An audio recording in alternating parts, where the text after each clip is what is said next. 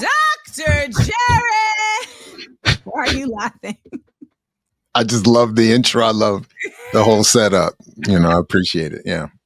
How are you, Dr. Ball? It's been a long time. It's been a long time. I'm as good as could be expected. I appreciate the invitation. It's good to see you, and peace to your audience. Wait, what's this going on down here? Did you draw a person with their arms up? Oh, I forgot that's in it. So, because I use StreamYard too. So, so shout out. We don't work together anymore, but I'll give him credit. Shout out to Brother Diallo, and he came up with the idea, and it's related to our topic. That so that when people see misrepresentations of buying power and so-called financial literacy, his argument was they should just throw up the bat signal, the buying power signal, and call for me, and then the rest of that's an homage to the novel Snow Crash and my particular mixture. But anyway, yeah. So yeah. Thank you. Thank you. I did not expect all of that to come out of that. The myth and propaganda of Black buying power by Dr. Jared A. Ball. Okay, I'm really not going to do a lot of talking because I really feel like I need you to explain this for folks, because I know that so many of us have been sold on Black folks spend the most money, right? And we have been sold on that as a positive thing. And I know that as someone who came from Hollywood, this is before I divested from celebrity, we were often told, the argument was always like, well, why aren't we making Black movies if Black people are spending the most money, right? And so that was really the argument. And it would be like, yeah, like I really felt like when people said that I was in my right to feel like, yeah, we should be. Mm-hmm. But then as one begins to decapitalize, you begin to understand, hold up. But if we have the most Black buying power, as they say, then what the hell why the hell do we have the least legislative power? Why do we have the least economic power? Why do we have the worst air? Why do we have why do we got 2 trees in the hood, et cetera, et cetera, et cetera? So long story short, so let me also add, I met Dr. Jared Ball. That's somewhere around 10 years ago, I would think. I was going to say, it's way more than 10 years. It's really? Okay. Yeah, because I was living in Harlem. I still lived in New York, and I lived in my apartment that I remember. And I came down to talk to your class about digital media.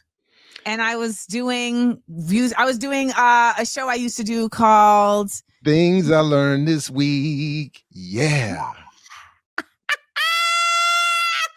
I was a fan. I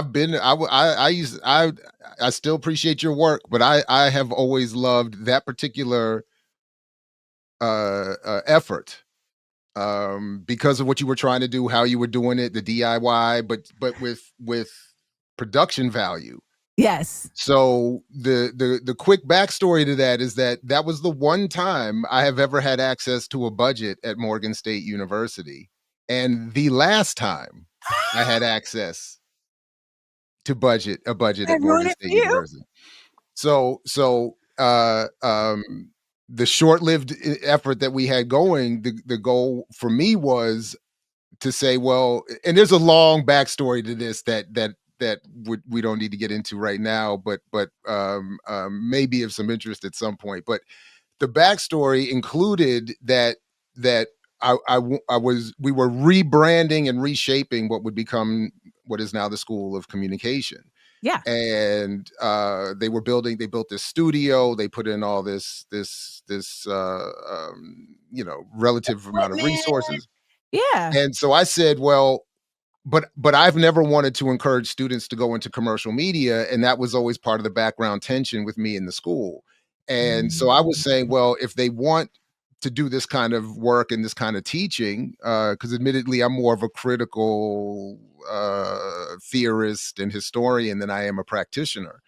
And so I said, well, fine. Well, I want to feature Black people, and specifically Black women, who are doing a version of media in this digital media space that is something left of more substantive than, and Yes. something thought we could also reproduce. I mean, we don't have CNN, MSNBC. Right. So I was like, this is, so I just thought what you were doing was great. So I said, let's bring you down and have you engage with the students. And it went very well. To this day, I think it's one of Bear TV's still biggest viewed, most viewed. Yay! But then why'd they take the budget? That's a long story that has something to do with what we're talking about today, but it has more to do with me and my politics. Is it my fault? Not real. No. Okay. I mean, you did a great job, I think, but you were an emblem or a symbol of what was at core a problem for me and the administration and the new leadership that they were bringing in. And so it wasn't that you did anything wrong. It was, from their point of view, misapply and misappropriate resources to do things that were not in their interest. This explains why a year later, I was supposed to come to Morgan, and the day before they canceled.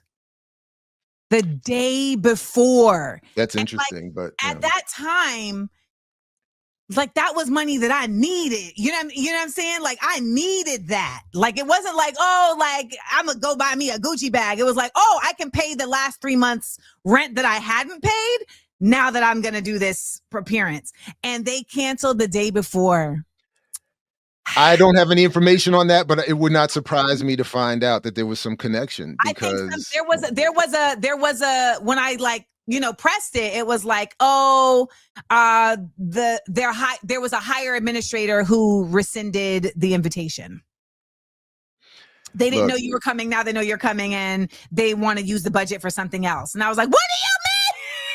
Listen, other than the gracious time you're affording me to talk about my book, I am going to shamelessly promote this project and invite you and anyone else who would want to participate as a respondent to just go to imixwhatilike.org, scroll to the bottom, and check out my Not a Different World HBCU memoir research project. Because I think a lot of what is often promoted as a different world, pun intended, particularly for those of us of a certain generation and yes, TV memory, is not. And there's a lot of unfortunate political overlap between white dominant institutions and is it .org or .com?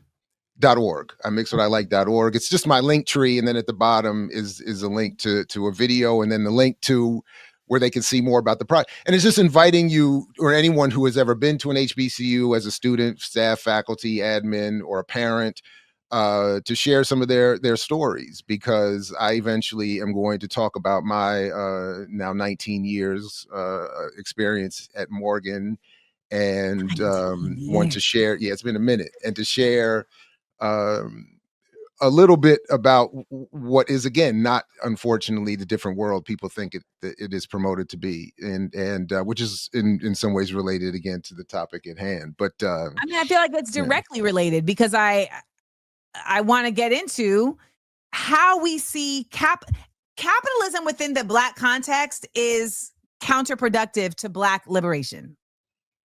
So when we see HBCUs that are operating within the same capitalist framework as private white institutions, predominantly white institutions, you just got Blacks in the same situation, but with less money, more politics, etc. So talk to us. What is the myth of Black buying power?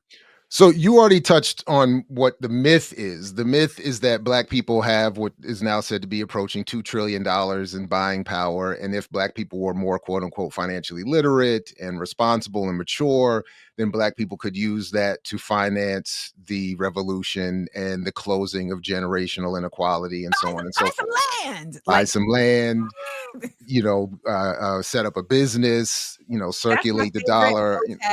Response to everything. You went out there and bought some Jordans. You should have bought you a farm.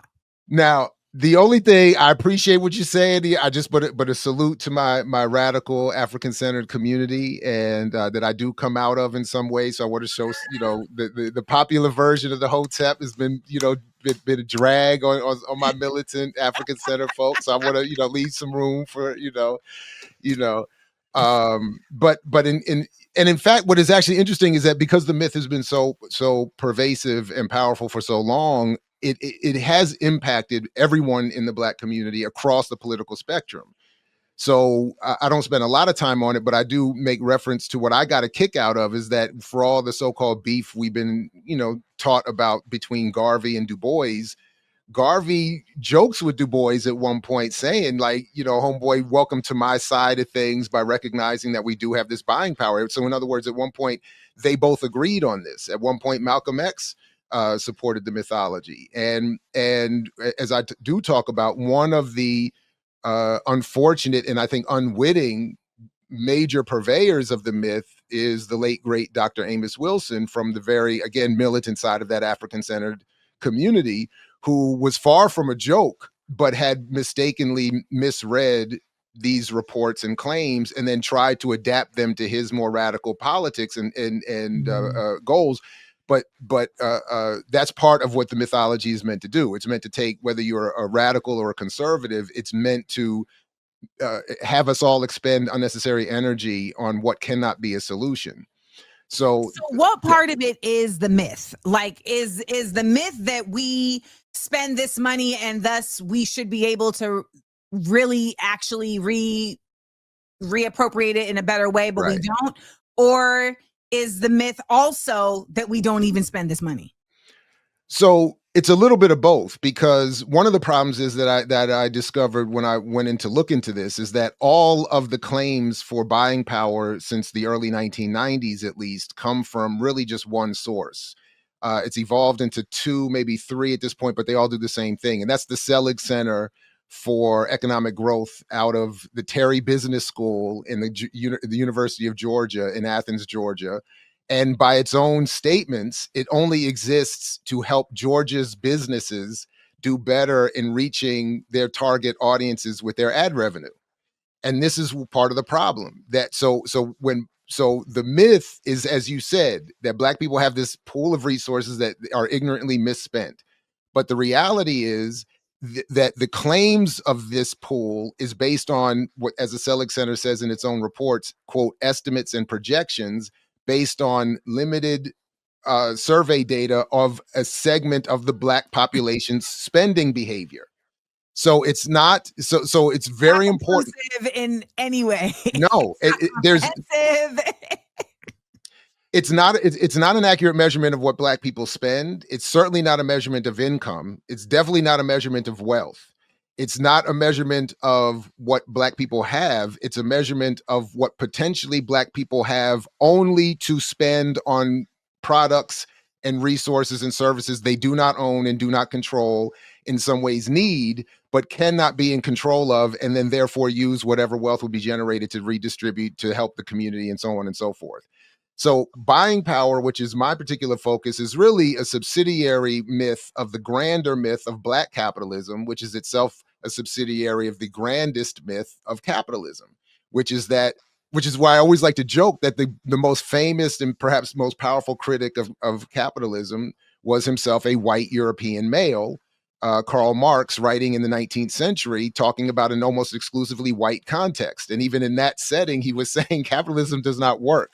So the idea that we could then plug in colonized African diaspora communities and say, now you can do it, is part of the problem. So what I do in the book is just sort of try to trace relatively quickly the history of the claim, and then show how at various points in history it gets rebranded and re-weaponized, and then specifically used, particularly around the 1970s, to target Black communities, to rebrand, as Nixon wanted to, Black power as Black capitalism.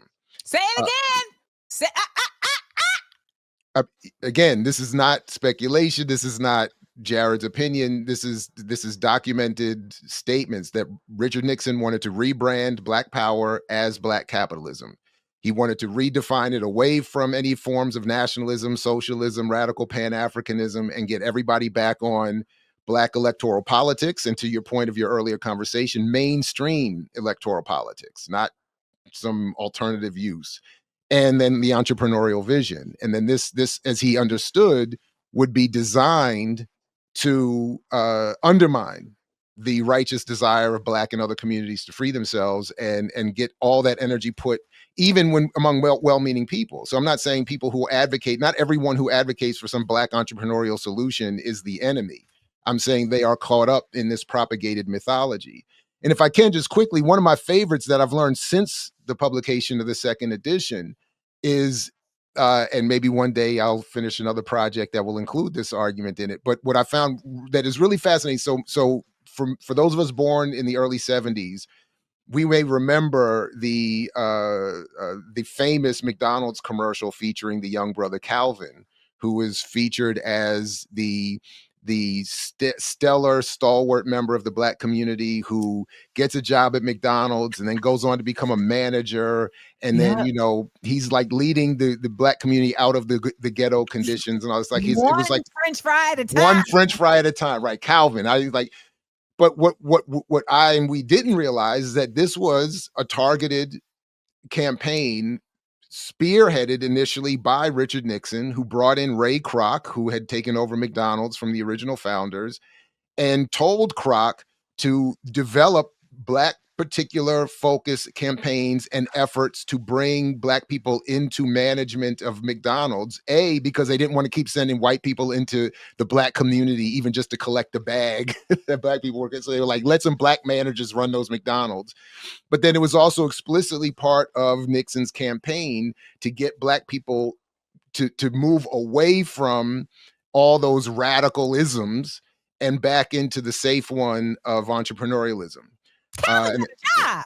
Did you hear? Calvin got a job. Exactly. So a lot of us will remember that a version, like, 'cause it was such a powerful and long running thing, but versions of that just, exist. And then by today, in this more consolidated and powerful and penetrative and pervasive media environment, it is more easy to promote various forms of entrepreneurialism. So what I do try to track in the book is just, so this is where the myth came from. It had its own different set of origins, which themselves have everything to do with managing labor and suppressing dissent. And, how do we figure out how much to pay people so that they'll continue to work and not, rebel, but then not have enough money to actually not need the job.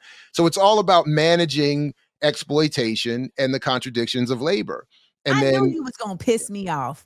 I told y'all, I said, if Jared Ball's gonna come on here and he's gonna piss all of us off. I knew it. I have guests on here every week who just piss us off because I don't mean to cut you off, but I'm actually cutting you off. Is because like how things instinctually and then it's confirmed. That's why we need scholars, etc. By the way, y'all, because like the affirmation also drives you to keep doing the work that you're doing because it also affirms for you that you're not freaking crazy in the midst of being gaslit. But I've always known intrinsically that there is an effort to push me away from being radical. Like there's a very clear effort, right? And then I've come through the school system and I was really good at school, right? And I've come through the higher education system and I did the masters and all the things, but it was still always like, yeah, but like, why don't you go and get a job? Like, you don't need to, be like a rabble rouser, et cetera, et cetera. And as I've grown and matured and done more research, you also realize you're like, okay, so this clearly the effort to end Black radicalism aligns with the explosion of Black excellence. And you see Black excellence and you think Black radicalism, but if you are an actual Black radical, you know that is not Black radicalism. No, Kwame Ture was very clear. Black visibility is not Black power. I mean, it's a great Rua Benjamin, Black faces in high places will not save us. That's right. And from the white capitalist perspective, William F. Buckley said of the Rockefeller plan to encourage Black capitalism, scattered success breeds universal hope. So, yeah, I mean, so they're very clear. So like so one of the few benefits that I've always pointed to about getting the PhD in media studies is that it allowed me to sit down and in an organized way study the history of the field of mass communication, which is really a study in the origins of US propaganda and psychological warfare if conducted properly. So, there was a little struggle around that too, which led to similar bumps in the road for me, but whatever. But really what I'm saying that to say that we should never be surprised or give undue credit to the amount of effort, time, energy, money, resources spent by the ruling elite in trying to figure out all the various ways to manage a population they very much intend to exploit. So one of the founders of that U.S. field of mass communications research, Harold Laswell, said something to the effect that the goal of propaganda is not, of course, to change the conditions of the community, but to change people's attitudes to those conditions. So, and he was a well-funded researcher put to the purpose of the political ruling, economic and military intelligence elite who funded and put together this field of mass communication, specifically to develop techniques to study all the various forms of the population and to turn Eastern Europeans into good white people, to turn Negroes into good American Negroes and American citizens, and to bring in all these different groups into a level of consumption and labor and acceptance of exploitation that would allow for us to end up where we are today, whereas Forbes reported a few months ago, 800 people are worth $6.2 trillion. How do you have a situation like that unless you, as from their point of view, engage in what they call communication as domination or create all the different... I'm sorry? Media is king. Oh yeah, absolutely. When we see these No Kings protests, I'm like, y'all protesting the wrong king. You need to be protesting mainstream media. That's the king. I mean, that you make a good point in so far as I understand it, at least, that part of the problem with many of these protests, including the disparate liberal politics that are sprinkled throughout it, is that there is an intent to, by design, give them no political outlet. So that's why I think it's important that you and others engage in these conversations about so-called third and alternative parties or various or different ways of engaging electoral politics, however people want to do it, because that is, I think, part of the goal here, to limit the radical aspirations and what are considered options by Black and many other people who have a very obvious and righteous, justifiable complaint about what's going on, but really don't know exactly what to do about it. And then if they can just be brought back in to support the next corporate militarist Democrat, from the perspective of those who rule, it's a an unthreatening gathering or set of gatherings and effort. Connect this to Obama.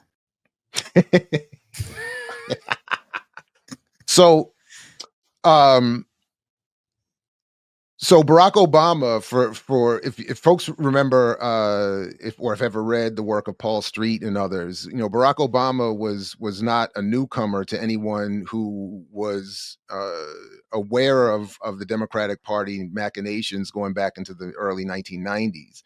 I had the benefit at the time in the early 2000s of working with the late, both of them are now gone, Glenn Ford and Bruce Dixon at Black Agenda Report, who, Bruce in particular, coming out of Chicago, he knew the Chicago political scene. He had been a Panther. He had been in grassroots politics all his life. And he knew Obama and the crew that was funding him from going back, So when he and others, and then Paul Street's work started coming out and all these other, it was clear, as was said of Obama, much like what Nixon said of his efforts with Black capitalism, that Obama was, quote, Black, but not civil rights Black. And if folks remember when I used to watch the McLaughlin Group, and Eleanor Holmes Norton, I believe was the woman. Her name, I think. Mm-hmm. Not Eleanor Holmes Norton. That's what I'm thinking. Eleanor, not the Black politician, the white woman journalist, Eleanor Clifton, something like that. She was the regular white woman guest on the panel, or journalist on the panel. But she said one day of Obama that in other words, he was safe to vote for because he he was black, but didn't have the baggage of slavery because his father was Kenyan and not a black American. Which I say, by the way, and people get very angry, but I'm like, that's not a made up concept that I'm just pulling out of my neck. Like, they look at him and Kamala in the same context. And it's not just the baggage of slavery, it's the responsibility. Right. No, that was her language, just to be clear.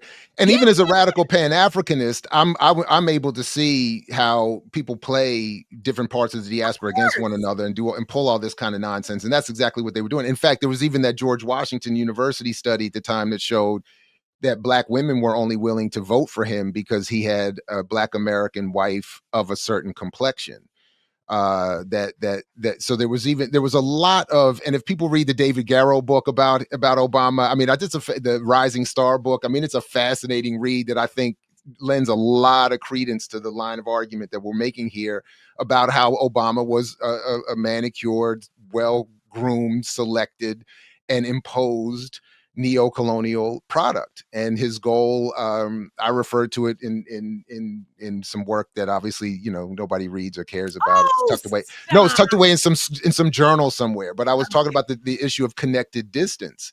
And the point being that they could promote him as being black, but he's distant enough from blackness and from certainly those radical traditions that he can be made acceptable.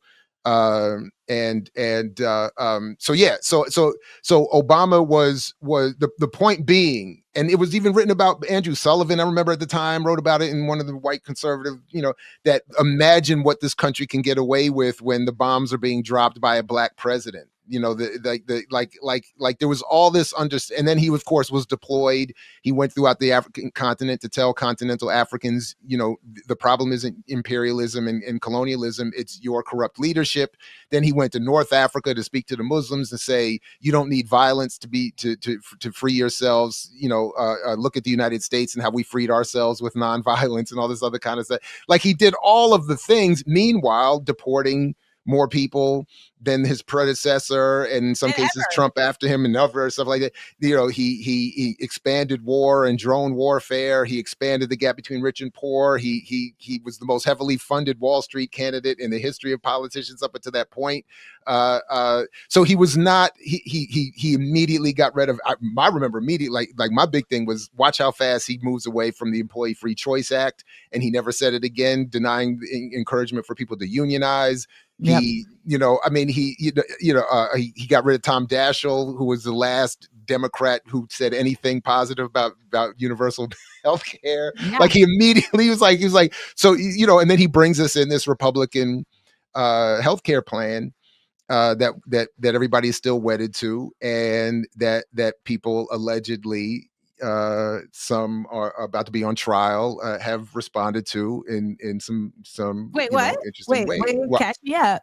Well, I didn't want to disrespect your stream by overdoing it, but I was making a reference to the alleged actions of Luigi Mangione, that what he was allegedly responding to, and I did read the book that he was allegedly referring to when in the inscriptions on his bullet casings.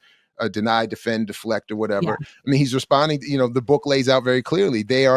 We are wedded to a healthcare industry that is by design here to deny people the care that they need, so that they can increase the stock value and the benefits and bonuses going to the administrators who run and own the insurance company. So, all that to say, as all this relates, is that what has been at effort, whether I'm talking about mass comm or buying power or Obama, has been a great effort here, has been the intent to redirect in as many counterinsurgent ways black rebelliousness and the rebelliousness of any other community into very safe confines of areas that are already accumulated in power and can be easily controlled.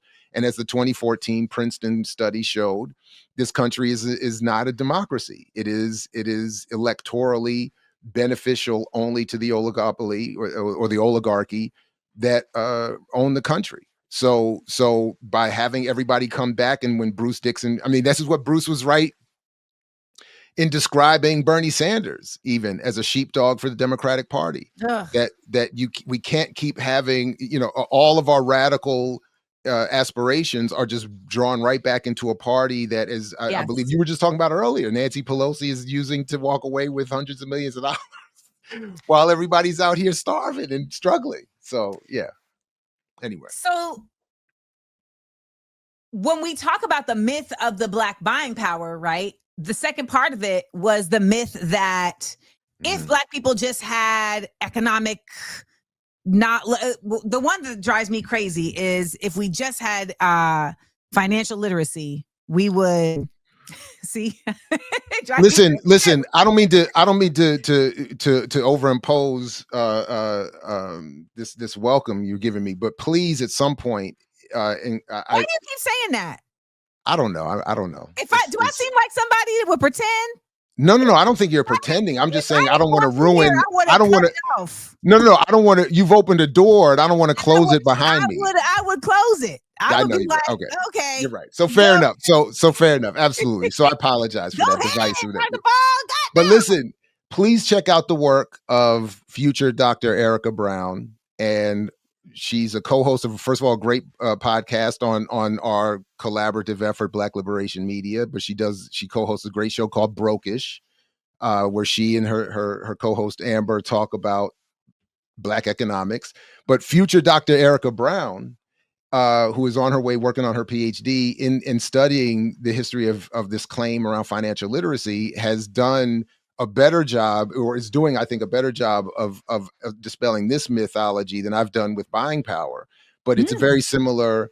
It's very similar in its origin and design. That is, that she has helped identify the origins of the claim and the rubric used to determine whether people do or do not have financial literacy, and then has identified how it is itself being used as a narrative, as Dylan Rodriguez says, lexical warfare, as a narrative claim against Black people and other poor communities to justify their poverty as a result of their own ignorance.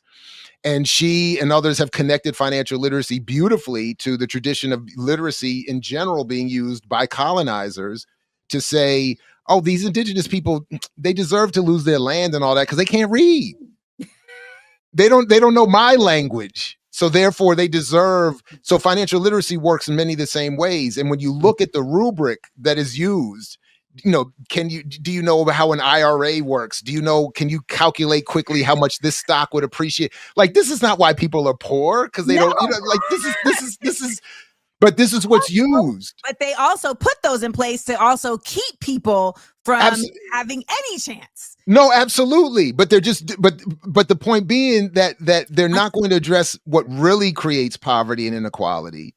They're just going to create this narrative that can be used to say, Black people are poor because they're financially illiterate. And if they just, and then they have prominent Black figures running around here saying, look, they just, John O'Brien is one of my favorite, targets for this criticism, because he's always, oh my goodness, please, everybody, please watch the episode where he shows up on Brokish and gets an education from these two women in about what he's supposed to be the expert on, and he doesn't like it.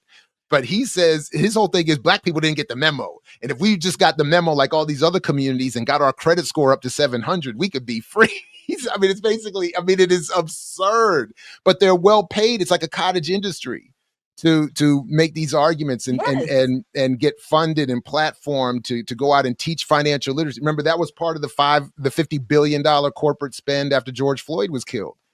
The corporate world came out and said, we're going to put up $50 billion to help the Black community. And when you looked at the fine print, so much of it was about, we're going to set up financial literacy courses and make small business loans, and which is, again, what Kamala Harris said was her plan for Black America.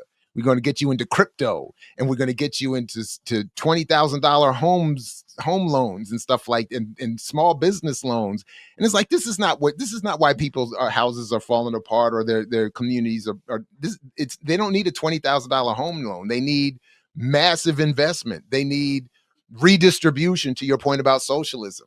That $20 trillion gross domestic product that this country produces every year, that's what we should be targeting for redistribution, not some fantasy about buying power and small business and small this and Bitcoin that and all. It's absurd. So that's how it all is connected. And then with the Obama thing, it's like, see, even in this country, if you produce, even you black people, if you produce someone as good as Barry, you can be president. So there is nothing, but there's no barrier here. There's no racism. What you complaining about? I need you to know I get beat up on this internet every day for these thoughts. No, I thought I had it bad, but then I see you know. So like you go on. So like what I thought was funny is that when I was thinking about today is that you go on Club Shay Shay and at least in some diabolically or perhaps poorly edited way, in some cases, get to offer up your. I get my argument in book dragged on Club Shay Shay by Killer Mike, who goes on there and cusses me out again in some indirect way because he doesn't like my argument or my book. So that's what so it's like a lower level. Like you like got to go face. Yeah, you go face it, and then the backlash from it and all of that. I get the very indirect, and I do poke fun at it. Killer Mike has a real problem with me in my book, but he likes to. I think it's that I'm challenging. The book does mention Killer Mike and Jay-Z. He's like, I do say his name. I do say his name. Okay. But only really to say, but I also say people that not that I hate him, but I also say people who are my heroes like Malcolm X, and my only point is to say that even I'm not judging him as bad. I'm saying they are misrepresenting, even unwittingly, this mythology and these claims. So I just try to point out how that happened. And then it was a long story. He claimed to have read the book and we had a little disagreement in this, that, but he likes to from time to time go on other platforms and make hostile reference to me indirectly. And so that's why I was just kind of laughing, like, because he most recently went on Shannon Sharp's show and took another shot at me again. Show. Huh? People still go on that man's show. Yeah. Well, that's kind of what I thought too. Like, I mean, yeah, I had a lot of different thoughts, but right. But yes, they do. And he did. And then he threw out his little shot. And so I'm like, yeah. So on a much lower level, I feel what you're saying. How? Okay, so first of all, everyone, please address your questions as I've put on the marquee to Dr. Ball. I know you're going to have questions because you talk very professorially, and folks is in the chat like, layman's terms. And I'm like, oh, really? I'm sorry. Only one person did, but I shut them down. I was like, stop controlling the conversation. And then I think they went away. But what I'm always trying to figure out, Dr. Ball, is, okay, we know this. How do we shift it?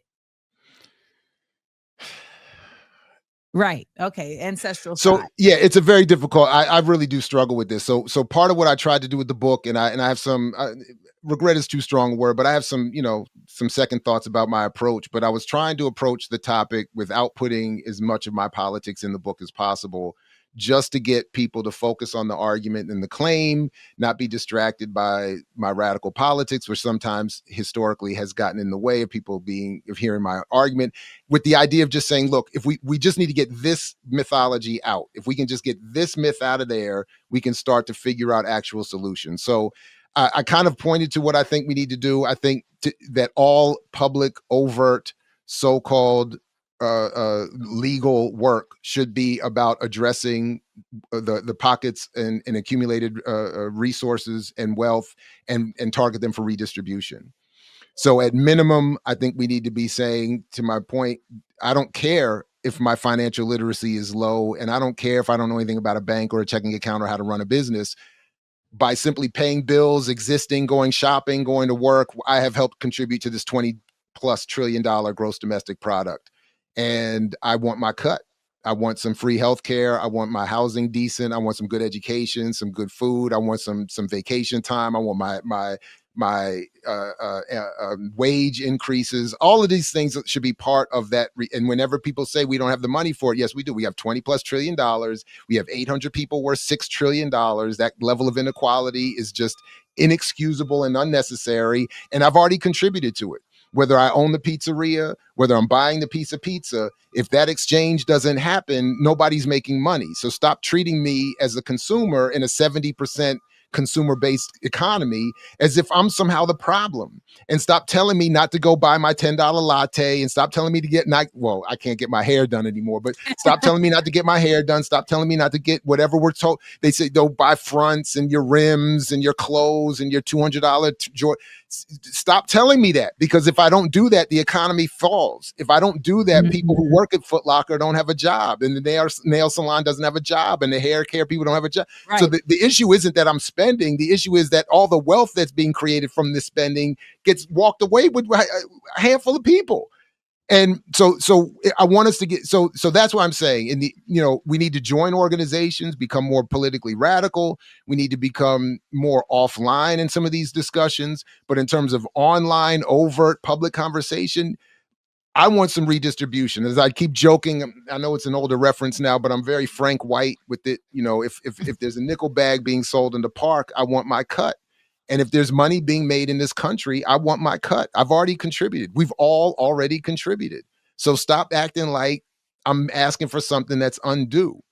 So that's why, and I think that if we get past some of this mythology, if we learn more about how the economy works and how we're being exploited, I think more beautiful and sustainable solutions will be developed. So, I want to that point, someone here said, okay, I agree, but if you give us large sums of money and we spend it on Louis Prada, Gucci, and no land or investment in ourselves, and we are at zero again, how is that not a need for some kind of literacy? And so but I think the operative part here is some kind of literacy, right? So like financial literacy, whenever so I'm gonna say this and you tell me if you agree or not. Financial literacy, whenever it's provided, is always within the context of capitalism. It's always in the context of how do I just make myself win? It never is in the context of how do I understand the ways in which the economy of my community is being taken and shift that to make a community economy that actually grows. Right? So like that is the literacy that Black people would need. And that is not the literacy that is provided whenever we are given quote unquote financial literacy. Am I right? I think at least in part, you're right. I would want to only add that I think actual financial literacy would be to fully explain again how the economy works and our relationship to it and what then could be really done about it. So for instance, with the example of, look, again, that was sort of my point. If people stop buying all the Gucci and the bags and all of that, then the economy starts to collapse. And the people who work in those stores and the people who work in the trucking shipping lines that bring the products to those stores, everybody loses jobs. So, and the people who work in the store, everybody loses. So you don't want people, at least in this economy, the argument shouldn't be stop spending. The claim then that we should use that money and buy land is also part of the mythology. If as I reference in my book, there's only, I think it was 4 or maybe 5 white men that own more land in this country than all Black people combined. Ted Turner has all the land. So like there ain't no land to buy. And then when you buy the land, again, this is on the assumption that Black people have this 1.8 or $2 trillion, and that this is one pool of resource that could be organized, and then this Black elected officials who would run this fund would then say, we'll buy this plot. So that's not how it works. Secondly, for most people, including businesses, to buy land, you need investment or a loan from another major white, mostly bank or institution. And then you're paying taxes to a white government, and you're paying money to white-owned electric companies and garage door opener companies, and like everything is like anyway. So and then even if you buy farm, sorry. the money is still going out. It's still going out. And then if you buy farmland, what crop are you going to get enough investment in to produce enough of, to sell enough of to enough people to then create enough wealth? So again, that's all part of the mythology. Again, it also suggests that Black people are poor because Black people spent too much time buying bags and clothes and not buying land. And that's not why Black people are poor. And that's not how rich people or white rich people or any rich people got rich. So that's part of the misunderstanding of the economy. So I that's why I'm saying we have to really get past this mythology before we can start developing sound, logical responses and plans.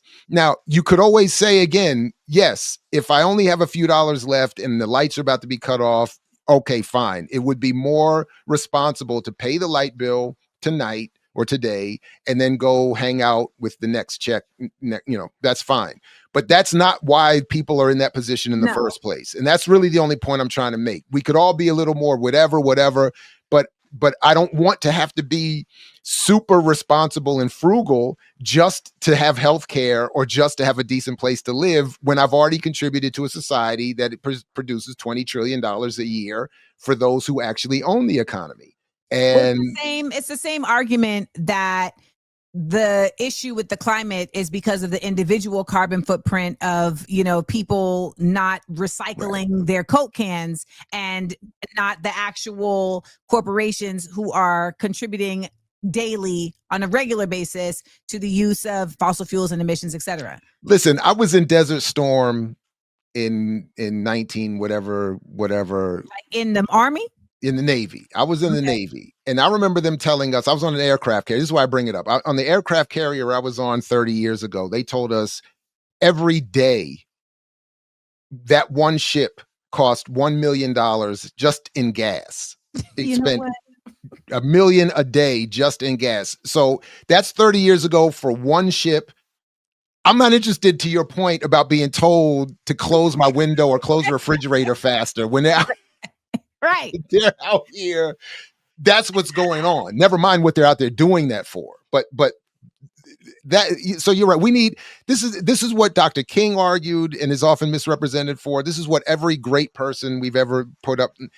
There needs to be massive investment and reformation of the society if we want to actually address this inequality.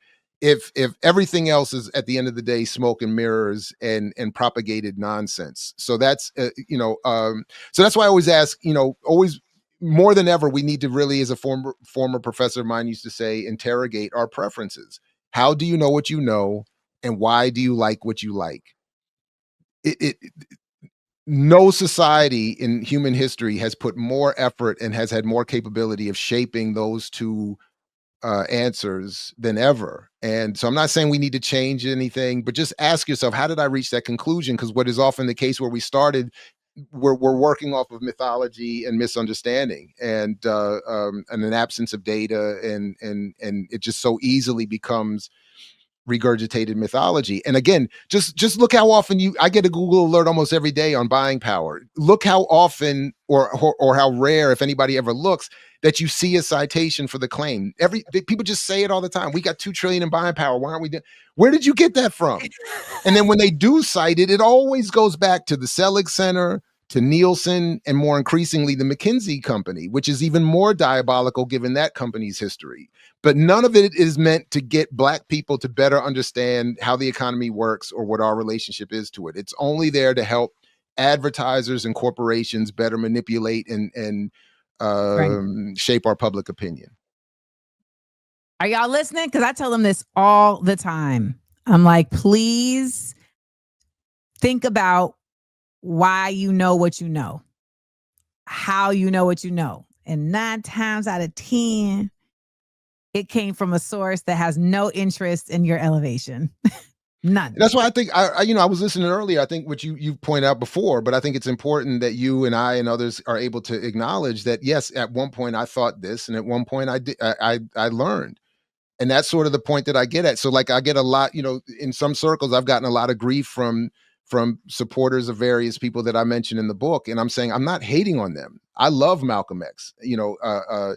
So I'm not hating on him, but at one point he misunderstood this. That's it. And that's all I'm saying. That doesn't mean everything else about the man is bad, or at one point Amos Wilson I think misunderstood this, and I demonstrate and show how I think he misunderstood this. But that's only about this. It's not a comment on his whole life's work, which I find very valuable. So I also think to me, I find that endearing, right? Like, I agree. This person whom you trust and who has been proven to be about it, ride it, also misrepresented this or misunderstood this, and thus, of course, your dusty ass did. You know what I mean? Like that to me is how I take it. If this exactly man did, well, no wonder. Exactly.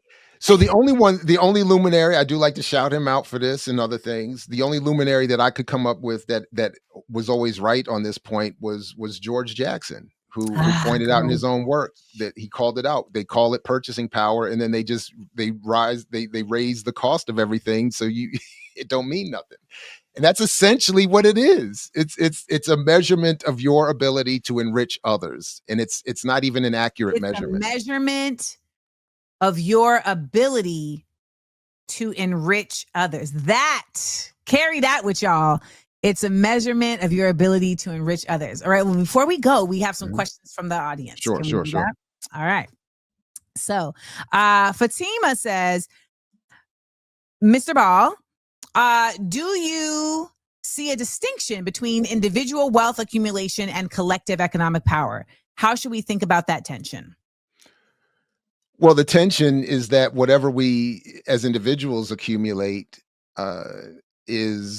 it's almost like a zero-sum game. It has no positive impact on the rest of the community. So so the tension is, if I understood the question, that we're encouraged to chase our own individual success, and we do that to the detriment of the benefit of the whole. So it's in some ways, and I'm not an expert on this, so I don't want to go too far, but it's in some ways like how I think game theory is in some ways relevant here. That is that rather, long story short, rather than working together so that everybody achieves the better conclusion option, we are, with the encouragement of massive amounts of propaganda, to struggle individually and to achieve our own individual benefit. That's why I even hate that whole thing of if you want to change the world, start with the person in the mirror. Like, I get the sentiment, but what bothers me about it is that it denies the collective need. It denies the collective organizational need and the collective movement need, and the need to work with and convince others, and in some ways to challenge others, which is one of the reasons why I think sometimes my argument has a little bit of a hard time finding a hold, because it says that I can't just do better financially and have that mean something for the collective. So it's like when I joke, like in 2019, my wife and I bought our first single family home. And how did that make any of you feel? And how did that affect any of you? Like, well, I think some would argue, well, individual gain, and I'm just individual, if you can take care of yourself, then you don't require anybody to take care of you. Or if people can take care of themselves, then they're not going to feel compelled to theft or to crime. Well, on some level, that's true. And that was part of why Dr. King advocated for a universal income. And but to the limits of even that level of relative liberalism, Nixon advocated for the same thing for different reasons. Nixon wanted universal income so that they could reduce the social safety net and the importance that people would, the value people would hold for government.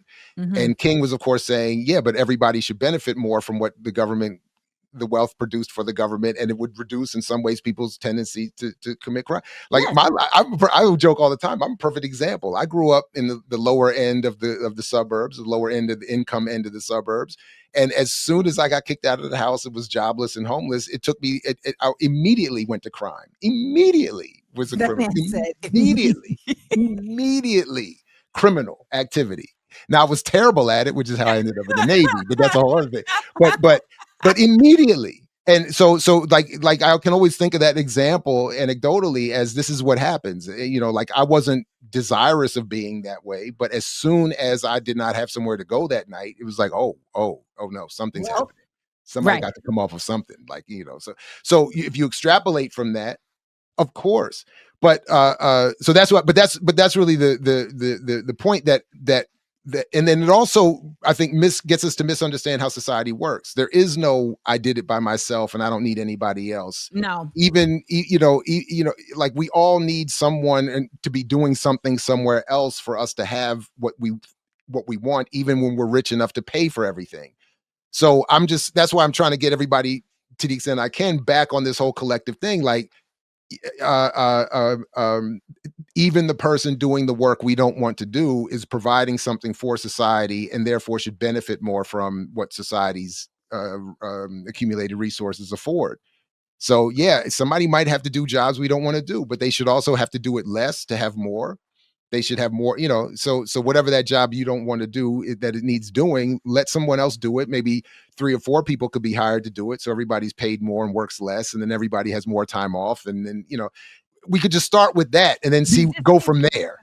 And this is what I've been talking about lately is like, we have to actually think differently, y'all. Like I feel like, you know, there's ways in which things have been set up and people are frustrated that those ways are not working anymore, right? Or they never really worked, but they're like completely falling into dysfunction. And what I see so many people's argument or desire for is like, if we could just go back. And I'm like, it wasn't better before, it was just managed, right? So this forces us to imagine, you know, like a different way of doing things that, you know, has an easier, I don't want to say easier, but that has, okay, so you're done. Okay, so I thought I was going to have to take the dog out because he's been here complaining for the past 5 minutes. Can you lay down? No, like while you're talking, he's over here like this.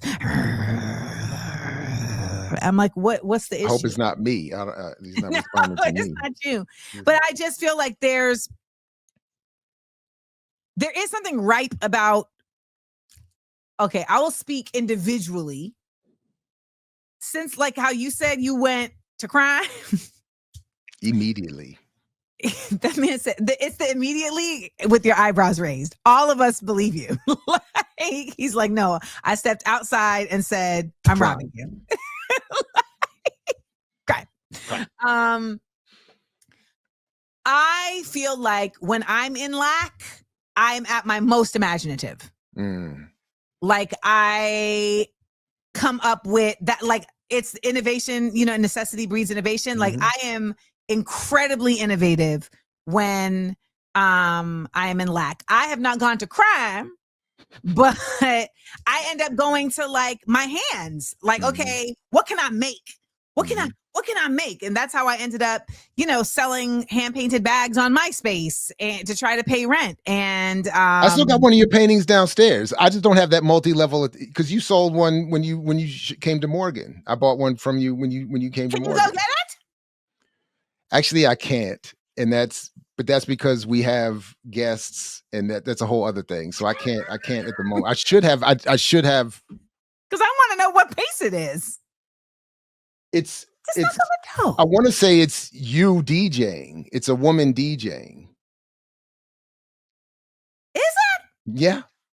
I've painted so many things. I can't even remember. Like people will show me paintings. I'm like, I did that. So yeah, I should have. Yeah, actually, I should have had it ready because it is downstairs. But I didn't think of it till just now. But that's really it. I don't have because I know you poetry, rhyming, DJing, comedy. I've done many things only to come back to basically selling pins on Instagram, which is basically MySpace, and talking for free, teaching for free. That's essentially what's going down. We have another question though before you go. Sure. Dr. Ball, even though I said Dr. Ball, they keep calling you Mr. Ball, but it's fine. It's Mr. all right. Ball, what are your thoughts on the stock market, 401k matches, 529 for your kiddos' college?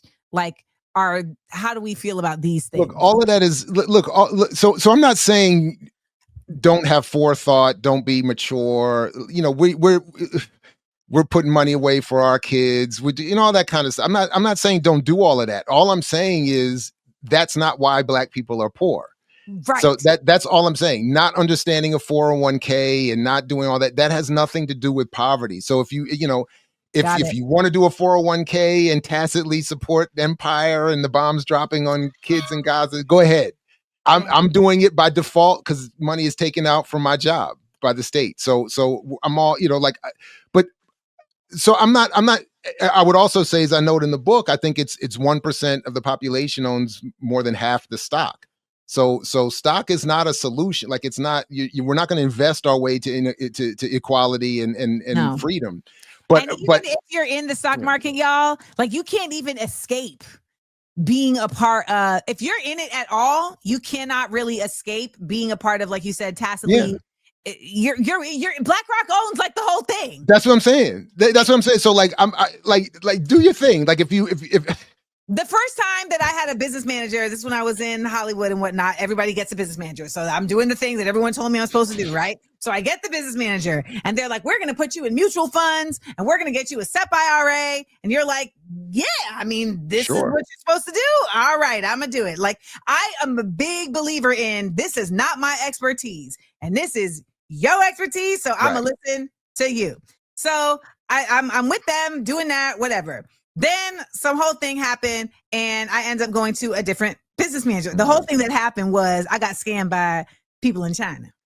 Oh, wow. I got scammed, but the business manager did not protect me from getting scammed. Oh. And I was like, you need to come up off this scam money. Like, you told me to send that check. You told me to. I said, did the money come? And you said, yes, let's send the check. And it hadn't.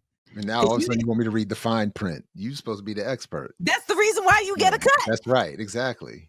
So long story short, I end up getting a new financial advisor, a brother, and he's like, hey, so you know some of these mutual funds is private prisons? What are you talking about? Yeah. I mean, look, so that's why I'm not, this is why, by the way, this is the same thing, you know, it's the same thing in terms of my, you know, in other area, media criticism about, so that's what I'm saying. I wasn't being critical of Jay-Z and Killer Mike or any other artist or any other person for, I'm not saying you're a bad, you know, I'm saying the decisions we're making are being impacted by a set of ideas that have been imposed by design for a long time, all to keep us from radical politics. So that's it. We all, I fall prey to it. I'm, you know, we're all caught up in this. I'm not saying I'm sitting above this, having solved everything. I'm just saying this is what's happening. We got to find a way to struggle against it and work around it or destroy it. And that's it. So, but what I am just emphatically wanting to reiterate and say again and again and again, Black people and no other community for that matter are poor because they don't know what a 401k is and don't know how to set up a bank account and all this other kind. That has nothing to do with the poverty. And it diverts the energy away from where the energy should be to actually get us out of that. I mean, sometimes I've tried to say, like in class, like imagine somebody's just standing there punching you in the face and then telling you, you know, like, if you knew how to do a roundhouse kick. Exactly. Or even keep it in the same context. If you had set up if you had invested more in your Roth IRA, I wouldn't be swinging on you like it doesn't make any sense. Like that's not why you're punching me in the face. Like doing that's not going to stop you from punching me in the face. And that's sort of the point that I'm getting at. The reason propaganda is in the title of the book is because that's what it is. And I try to give some of the history and the context for the propaganda and the point of it and the function of it.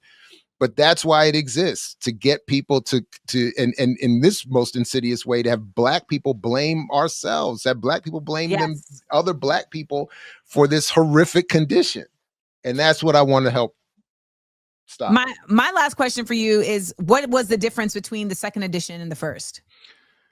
Well, one, a little bit, a couple of tightenings of some arguments. And what was the time frame? Huh? What was the time frame? 2020 and 2023 in Okay. public.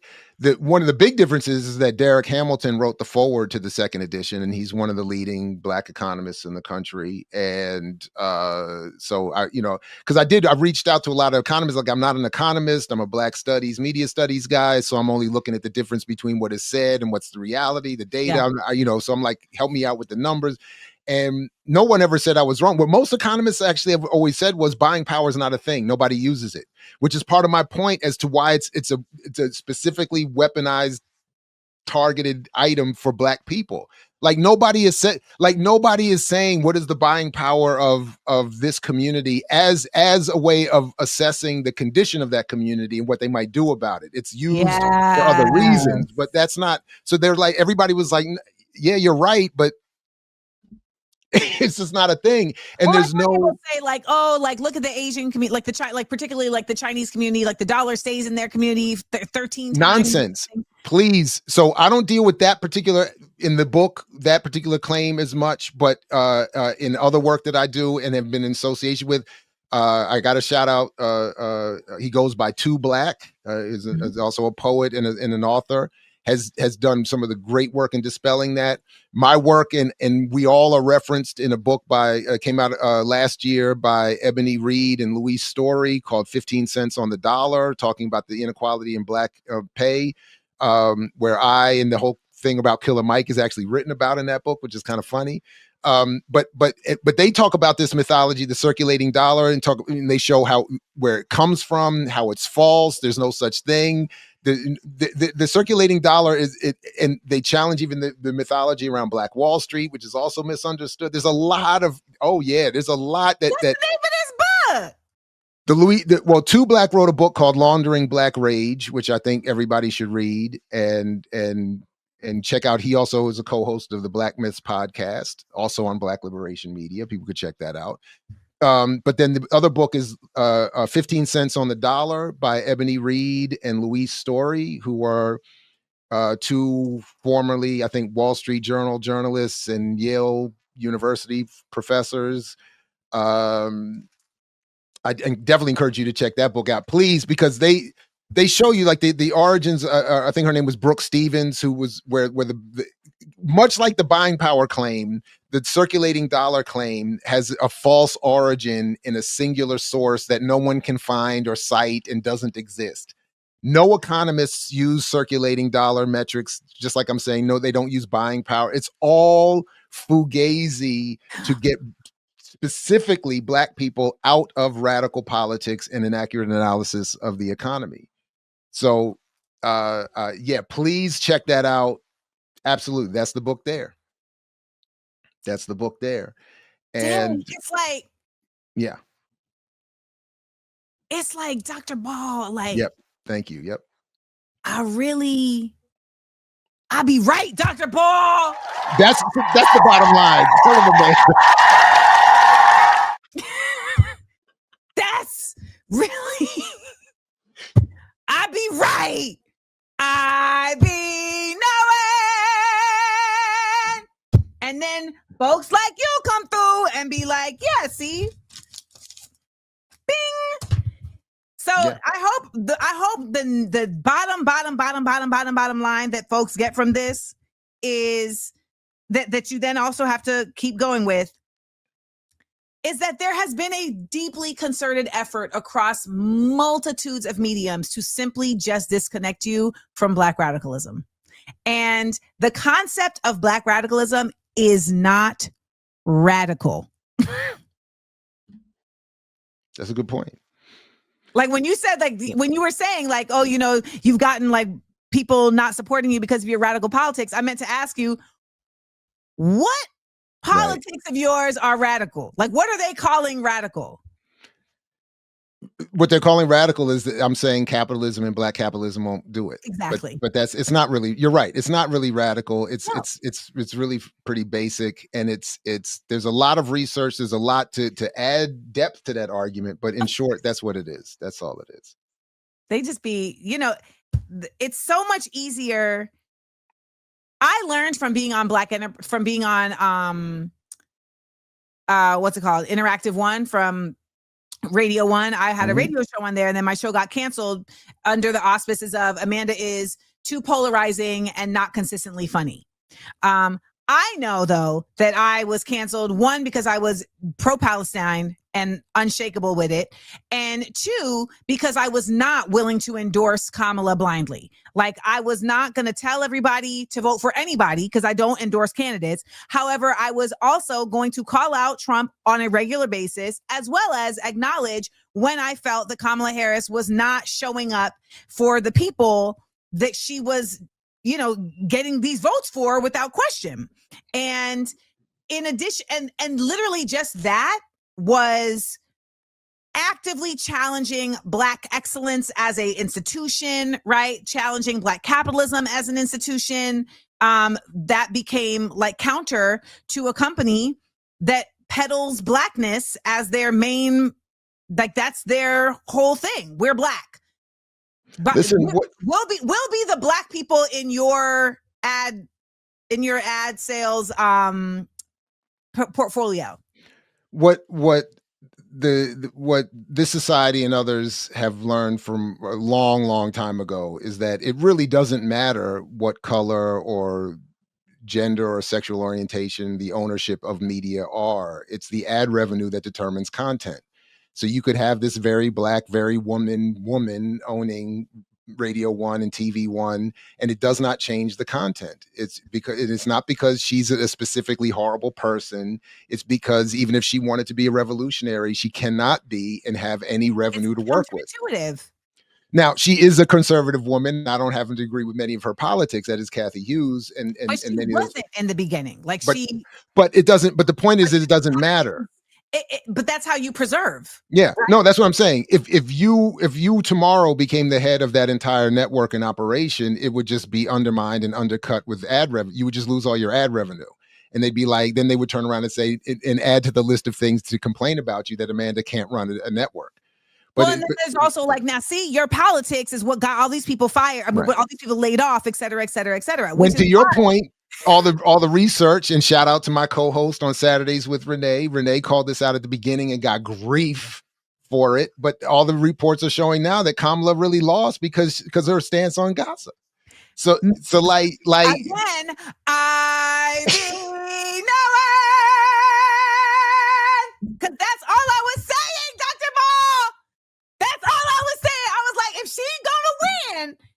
First of all, let's just contextualize this as if this was a legit election, right? Because let's just pretend. But I was like, you're gonna have to coalition to the left, not to the right. You're gonna have to coalition to the left. And people were like, "Shut up, Amanda Seales! Oh my God!" Someone threatened to fight me. Someone knew who I knew in the past. Dr. Ball, she threatened to come to my house, and I gave her my address because I am that girl. Damn, Amanda, okay? Wow.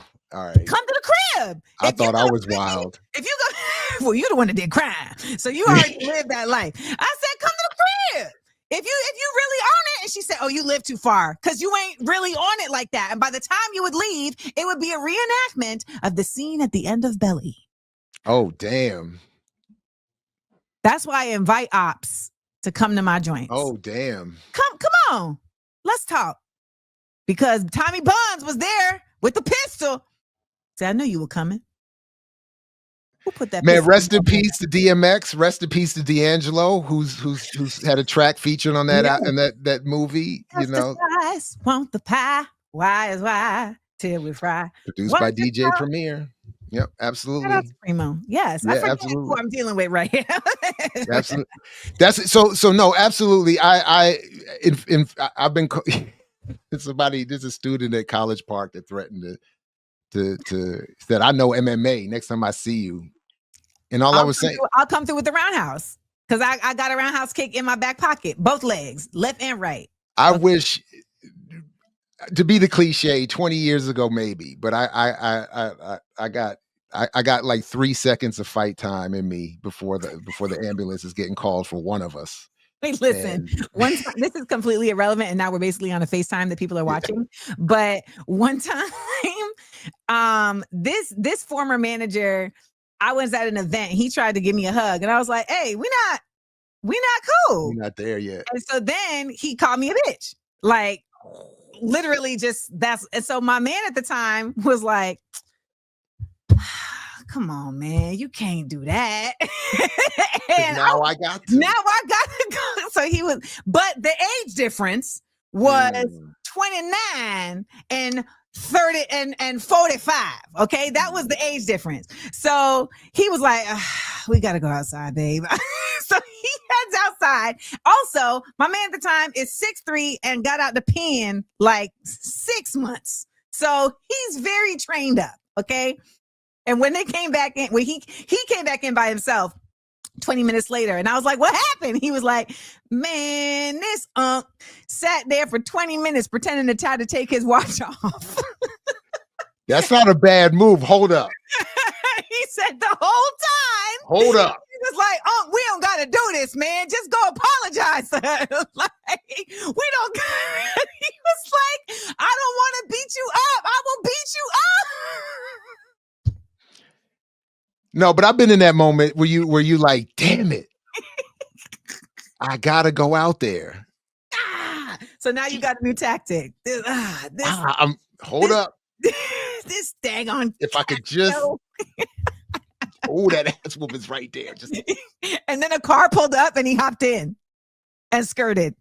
That's what he's doing. He's typing on his pick me up quick. Trying to get this watch off.